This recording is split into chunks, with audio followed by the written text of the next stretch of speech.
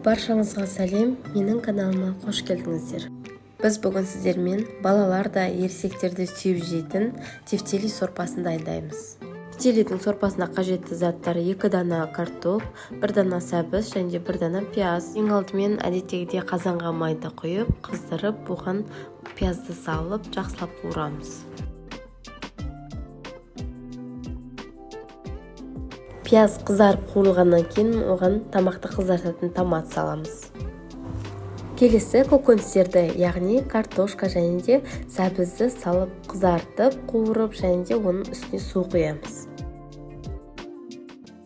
Сорпаны жоғары отта қайнатамыз. Қайнаған сорпаның үстіне тұз салып, әрі қарай фаршқа кірісеміз. Бұл үшін ең алдымен фаршты саламыз. Мендегі сиырдың еті, келесі пияз және де күрішті қайнатып салсаңыздар да болады.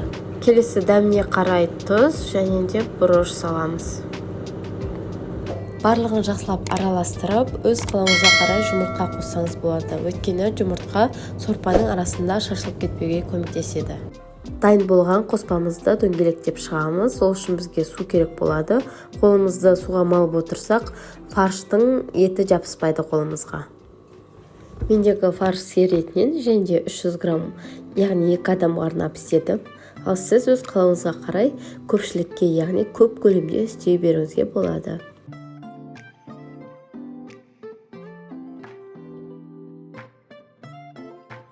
Міне осылай дөңгелектеп шыққаннан кейін сорпаға салып, жарты сағат 40 минуттай қайнатамыз.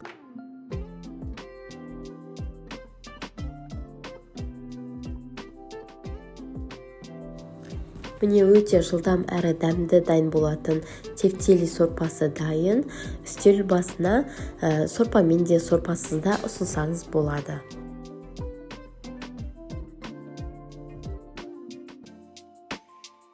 Егер рецепт ұнаса, сізге де жасауға кеңес беремін.